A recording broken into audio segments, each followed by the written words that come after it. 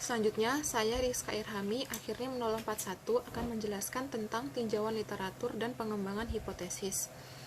Yang pertama, siklus hidup industri dalam memoderasi hubungan antara pengungkapan model intelektual, pengungkapan keuangan, dan kapitalisasi pasar. Dalam penelitian ini menggunakan teori siklus hidup industri, di mana industri berevolusi melalui tahapan-tahapan dalam siklus hidupnya, yaitu introduction, growth, mature, stagnant, dan decline, di mana dalam setiap tahapan membutuhkan strategi khusus untuk dapat bertahan dan berkembang, yang dilakukan oleh Sabol et al. Pada tahun 2013. Dalam penjelasan di sini, penelitian sebelumnya yang dilakukan oleh Habib dan Jogianto pada tahun 2001 menunjukkan bahwa besarnya pertumbuhan penjualan perusahaan prospektor secara signifikan memengaruhi besarnya abnormal return. Sementara pada perusahaan defender, hanya besarnya pertumbuhan laba yang secara signifikan mempengaruhi besarnya abnormal return. Maka, dalam penjelasan pertama di sini, menumbuhkan dua hipotesis. Yang pertama, H1A, pengaruh pengungkapan modal terhadap kapitalisasi pasar lebih besar dalam tahap growth dibandingkan dalam tahap mature. Dan H1B, pengaruh pengungkapan keuangan terhadap kapitalisasi pasar lebih besar pada tahap mature dibandingkan dalam tahap growth. Yang kedua, pengaruh pengungkapan modal intelektual dan pengungkapan keuangan terhadap kapitalisasi pasar. Pengungkapan informasi mengenai struktural kapital juga dapat memberikan sinyal kepada investor mengenai infrastruktur dan kemampuan perusahaan, pembelajaran organisasi, penelitian dan pengembangan inovasi dan teknologi, manajemen kualitas, dan jaringan perusahaan. Ketika investor mengetahui bahwa perusahaannya telah menggunakan teknologi yang maju dalam menunjang aktivitas bisnisnya sehari-hari, dan serta terus melakukan inovasi dalam produk dan pelayanannya, maka hal ini akan menjadi sinyal-sinyal ke pasar bahwa akan ada peningkatan nilai tambah yang dihasilkan perusahaan di masa depan. Sehingga semakin tinggi tingkat pengungkapan modal intelektual, maka semakin besar kapitalisasi pasar perusahaan akibat meningkatnya keyakinan investor untuk terus memperbesar investasi di dalam perusahaan tersebut. Maka hipotesisnya adalah pengungkapan modal intelektual berpengaruh positif terhadap kapitalisasi pasar. Kemudian, review tinjauan literatur dan pengembangan hipotesis. Dalam tinjauan literatur, sudah terdapat teori yang digunakan, di mana dalam penelitian ini menggunakan teori siklus hidup industri. Kemudian, pengembangan hipotesis bagian H1A, H1B, dan H2A. Di sini masing-masing sudah terdapat penjelasan hubungan teori dengan hipotesis di awal paragraf. Hasil-hasil penelitian sebelumnya sudah dijelaskan dan terdapat juga logika penelitian. Assalamualaikum warahmatullahi wabarakatuh. Saya Yuni Fatunde Hasanah, NIM 324. Di sini saya akan menjelaskan tentang H2B, hipotesis 2B, hipotesis 3A, dan hipotesis 3B beserta reviewnya. Nah, yang pertama itu pengaruh pengungkapan modal intelektual dan pengungkapan keuangan terhadap kapitalisasi pasar. Melalui pengungkapan keuangan, perusahaan memberikan sinyal mengenai analisis keuangan, forecast information, dan capital market data. Informasi tersebut itu dapat menjadi sinyal bagi investor mengenai prospek bisnis di masa depan. Misal dengan informasi mengenai forecast keuangan, investor dapat mengetahui informasi mengenai proyeksi penjualan, laba, dan arus kas perusahaan sehingga memudahkan investor dalam membuat keputusan investasi. Nah, dalam hipotesis ini, penelitian sebelumnya itu dilakukan oleh Richardson dan Welker tahun 2001 yang menunjukkan bahwa peningkatan pengungkapan keuangan dapat mengurangi asimetri informasi dan atau resiko estimasi. Yang kedua itu ada penelitian dari Samki dan Rahman tahun 2013 juga menemukan bahwa tingkat pengungkapan keuangan memiliki pengaruh signifikan terhadap relevansi nilai dari laba relatif terhadap harga saham penutupan tahunan. Nah, di sini menghasilkan hipotesis 2B, yaitu pengungkapan keuangan berpengaruh positif terhadap pasar. Yang kedua ada pengaruh good corporate governance terhadap pengungkapan modal intelektual dan pengungkapan keuangan.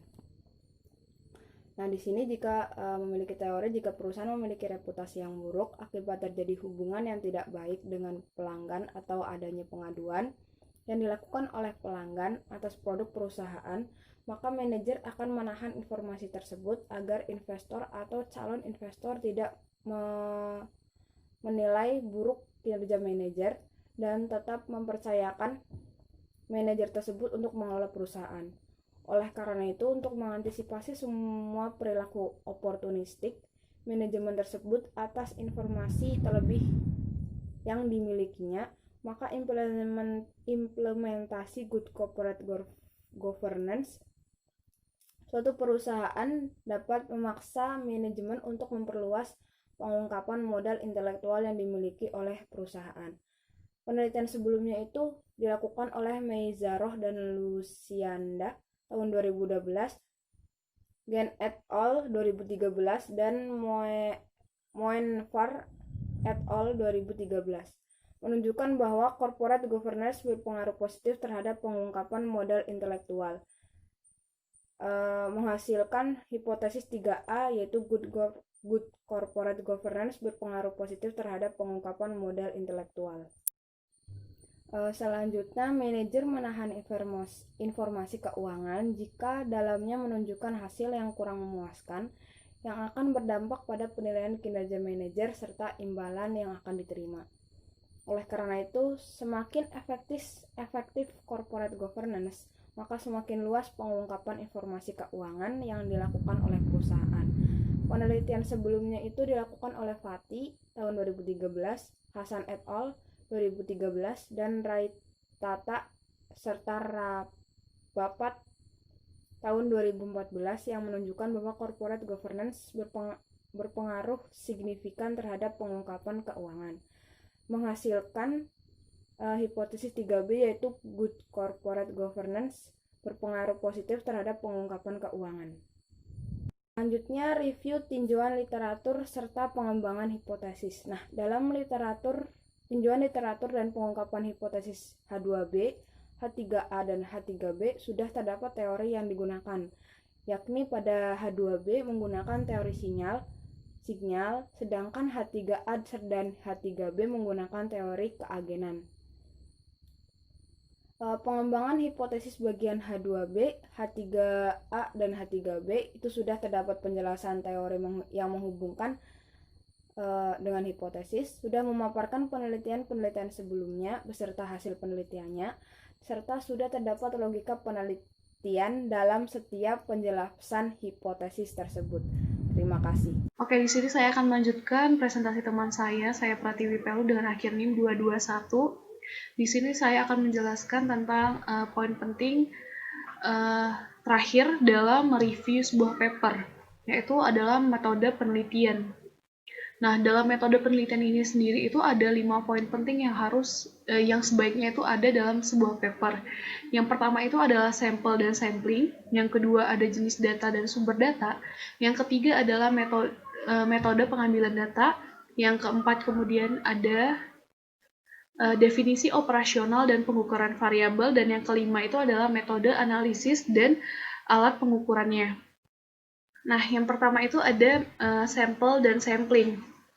Nah, paper ini itu dia melakukan pengujian terhadap seluruh perusahaan non-keuangan yang terdaftar di Bursa Efek Indonesia pada periode tahun 2014 sampai dengan 2015. Nah, penggunaan periode ini itu dijelaskan oleh peneliti karena untuk menjamin ketersediaan data sehingga dapat memenuhi jumlah sampel ketika sampel tersebut diklasifikasikan berdasarkan siklus hidup industri, serta dapat dilihat posisi perusahaan yang terakhir pada siklus hidupnya. Kemudian, masih pada bagian sampel dan sampling ini, kan awalnya itu dia hanya berfokus pada siklus hidup industri dan juga siklus hidup perusahaan tersebut. Kemudian diperluas lagi dengan mengambil sampel pada perusahaan yang yang tidak mengalami delisting. Nah, kemudian metode pengambilan data tersebut itu menggunakan metode purposive sampling yang mana pada akhirnya mereka penulis mendapatkan 335 perusahaan, sampel perusahaan. Kemudian jenis data dan sumber datanya itu, data yang digunakan itu adalah data tidak dijelaskan sebenarnya secara eksplisit oleh penulis pada papernya, namun bisa dilihat bahwa data yang digunakan oleh peneliti adalah data kuantitatif, yang mana dia itu melakukan pengolahan data dari laporan-laporan keuangan perusahaan yang terpilih tersebut. Kemudian definisi operasional dan pengukuran variabel. Nah, pada definisi operasional dan pengukuran variabel ini tidak dijelaskan secara eksplisit juga oleh penulis, yang mana dia menggunakan metode apa saja, tetapi secara gambaran besarnya itu penulis mengatakan bahwa dia menggunakan analisis regresi linear berganda pada penganalisisan datanya tersebut. Kemudian poin terakhir itu ada metode analisis data dan mode pengujiannya. Seperti yang sudah saya bilang tadi, bahwa penulis menggunakan analisis regresi linear berganda. Nah, di sini itu terdapat 3 model pengujian, yang mana pada mode pertama itu menggunakan common factory analysis untuk mengklasifikasikan dan menganalisis variabel deskriptor. Yang kedua itu, model keduanya berdasarkan pada model penelitian yang pernah dilakukan oleh Dusty dan kawannya pada tahun 2016 dan juga Ulum pada tahun 2015. Hanya saja pada penelitian ini tuh penulis tidak menggunakan variabel kontrol dalam model tersebut. Untuk hasilnya kemudian dibandingkan dengan hasil yang didapat pada model 1, yang mana dia menguji efek moderasi dari variabel industri life cycle atau siklus hidup industri tersebut kan. Yang poin ketiga, model ketiga ini sudah banyak dilakukan juga oleh peneliti-peneliti lainnya yang membahas hal yang sama, yaitu menguji pengaruh GSG terhadap atau good corporate governance terhadap industri life cycle dan juga FD, yang mana maka variabel kontrol itu dimasukkan dalam model regresinya. Adapun seperti berikut model regresinya. Ini model regresinya.